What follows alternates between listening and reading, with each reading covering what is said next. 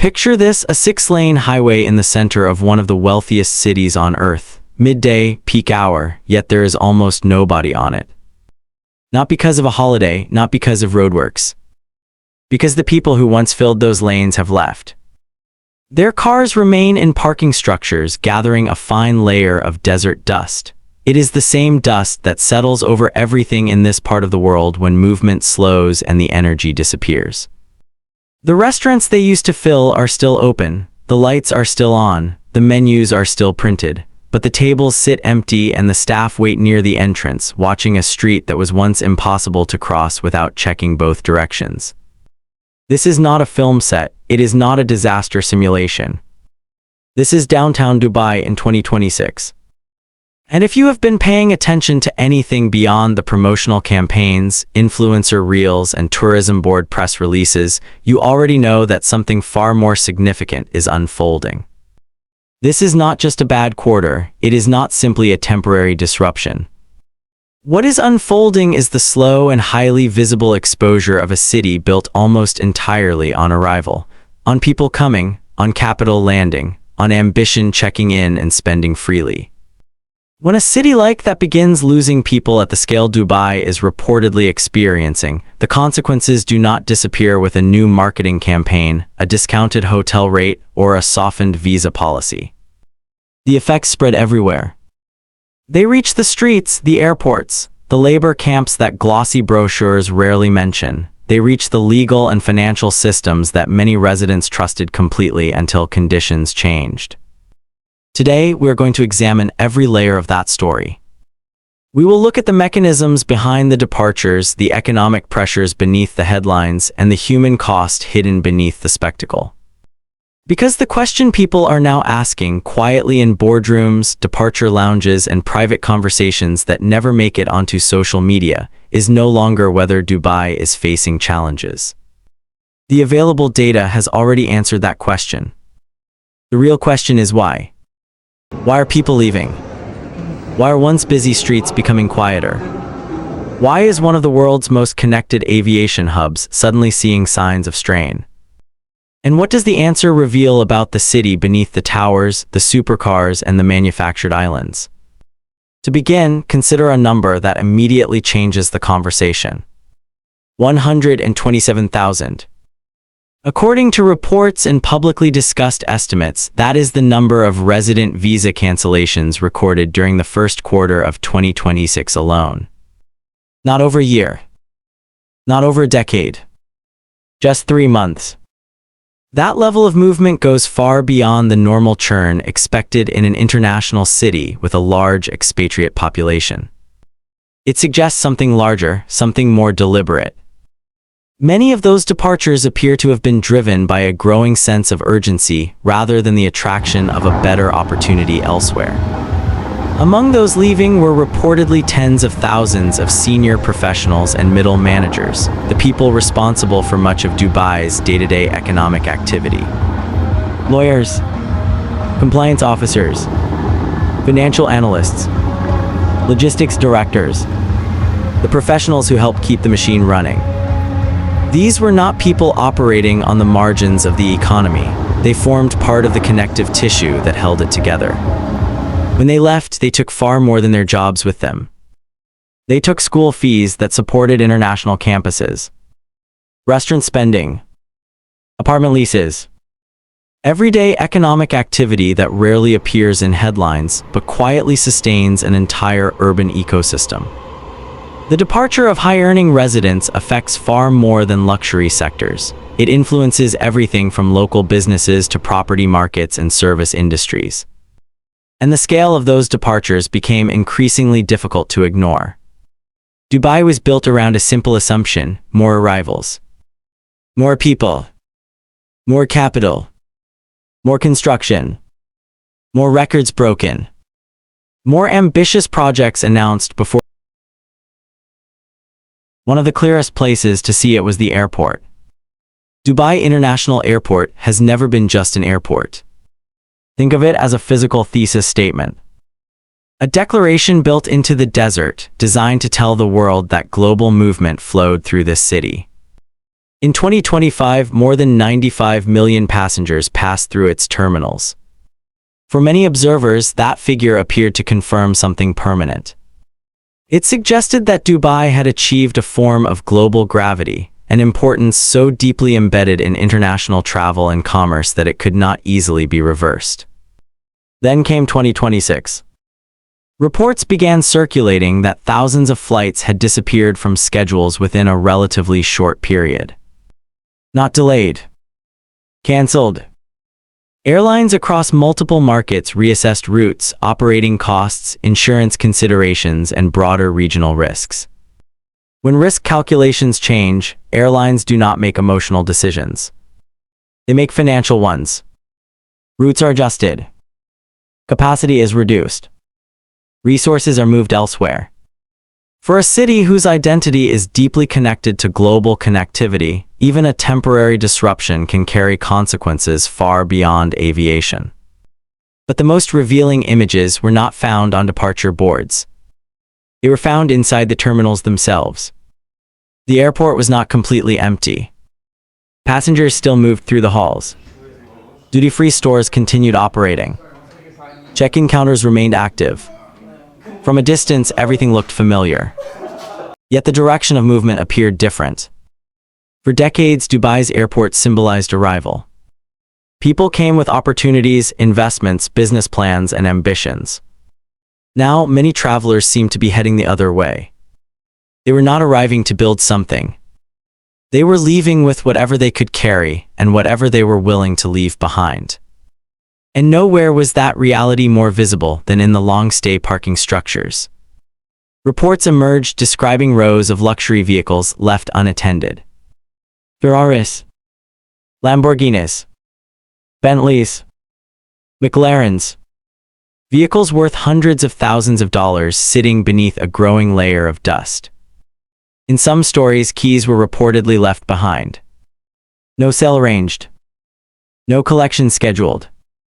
No indication that anyone intended to return. At first glance, the image seems irrational. Why abandon an asset of that value? But financial crises change the equation. A vehicle worth hundreds of thousands of dollars becomes insignificant if keeping it means remaining tied to a situation that is rapidly deteriorating. For some people, leaving immediately may have appeared less costly than staying. And that realization leads directly into one of the most important parts of the story. The legal and financial framework that shapes what happens when economic conditions suddenly turn against you. To understand why some people are not simply leaving but appearing to leave with urgency, it is necessary to examine the legal framework that has long shaped Dubai's economic environment. For decades, Dubai marketed its legal system as one of its advantages. Efficient. Predictable. Business-friendly. A framework designed to facilitate transactions, protect investment, and move quickly compared to many older bureaucratic systems. In many respects, that reputation was deserved. But every system has two sides. The same efficiency that accelerates success can also accelerate the consequences of failure. And in Dubai, financial failure can carry implications that are very different from those found in many Western jurisdictions. During periods of uncertainty, however, they become impossible to ignore. As financial pressure increases, individuals who once appeared secure can suddenly find themselves confronting difficult choices. Assets may become difficult to liquidate, debts become harder to service. Business obligations begin colliding with declining revenues. What was once a manageable financial position can quickly transform into a legal problem. This creates a category of resident rarely discussed in promotional narratives. Successful professionals and entrepreneurs who possess substantial wealth on paper but lack the liquidity needed to navigate a rapidly changing environment. They may own property, they may control businesses, they may drive luxury vehicles and occupy prestigious addresses, yet financial strain can spread quickly when confidence disappears from the market. Viewed from that perspective, the abandoned supercars become easier to understand. Those vehicles were not necessarily left behind by reckless individuals. Many were likely owned by people making difficult calculations. Legal exposure, business obligations, and financial financial risk begin escalating simultaneously, a luxury asset can suddenly feel far less valuable than freedom of movement. The equation changes. A vehicle worth hundreds of thousands of dollars becomes secondary to the larger question of personal and financial survival. For those who managed to leave, another challenge often followed. Many high-net-worth individuals structured their lives around Dubai's favorable tax environment. Their residency status formed part of a carefully planned financial strategy developed over many years. Leaving the country created complications of its own. Returning to previous jurisdictions could reactivate tax obligations they had spent considerable time and money attempting to minimize. Remaining in Dubai carried one set of risks. Leaving introduced another. For some residents, there was no perfect option, only a choice between different forms of uncertainty. While these pressures affected wealthy investors, executives, and entrepreneurs, a very different reality was unfolding elsewhere in the city. Far from the luxury towers and waterfront developments, Dubai's migrant workforce was facing challenges of its own. This workforce is the foundation upon which much of the city was physically built. These are the people who poured concrete under extreme temperatures, assembled steel frameworks, installed electrical systems, landscaped developments, and transformed ambitious architectural plans into reality. Without them, modern Dubai would not exist. Collectively, migrant workers make up the overwhelming majority of the labor force. Many earn only a fraction of what residents in professional sectors earn each month. For years, their labor helped fuel one of the fastest urban transformations in modern history, yet their position within the system has always been uniquely vulnerable. A large portion of the workforce operates under sponsorship arrangements that tie residency status to employment. When projects move forward and wages arrive on time, the system functions. When economic activity slows, the vulnerabilities become more visible. Construction companies depend on developers. Developers depend on buyers. Buyers depend on confidence, financing, and market stability. When one part of that chain weakens, pressure spreads throughout the entire structure. Projects are delayed, payments slow down, contractors face cash flow problems, employment becomes uncertain. For workers living paycheck to paycheck, even a short disruption can have serious consequences. Many support families in countries such as India, Bangladesh, Pakistan, Nepal, and the Philippines. The money they earn does not simply sustain them, it sustains households thousands of miles away. Children's education, medical expenses, food, rent, entire family budgets often depend on those monthly remittances. When employment becomes unstable, those support systems begin to weaken. Reports from labor advocacy groups and monitoring organizations described growing concern among workers facing delayed wages, uncertain contracts, and shrinking opportunities. Some found themselves trapped between two difficult realities. Returning home without savings could be devastating. Remaining in Dubai without reliable income carried its own risks. The situation highlighted a side of the city that many visitors rarely see. Dubai's public image is built around luxury. The skyscrapers, the resorts, the record-breaking attractions, the high-end shopping districts.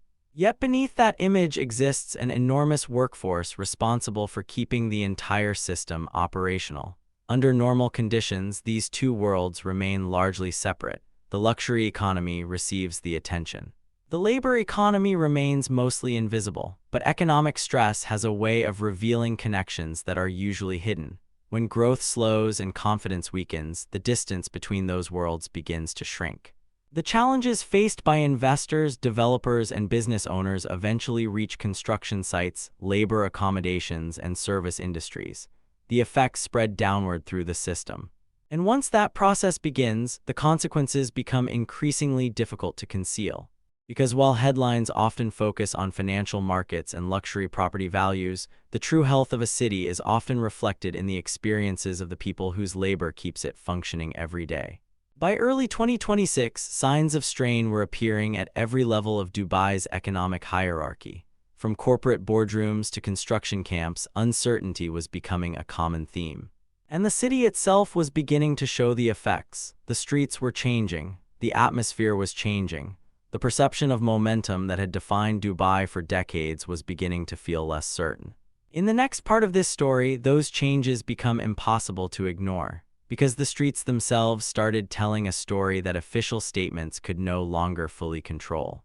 In many ways, the streets became the most honest reporters of what was happening. Economic data can be debated. Official statements can be interpreted in different ways. But the atmosphere of a city is much harder to disguise. By the early months of 2026, observers began noting subtle but significant changes across parts of Dubai. Sheikh Zayed Road, the city's iconic corridor of glass towers and architectural ambition, still looked impressive from a distance. The skyline remained intact. The infrastructure remained world-class. The signs still glowed against the evening sky. Yet something felt different. The energy that once defined these spaces appeared thinner. Traffic patterns changed. Pedestrian activity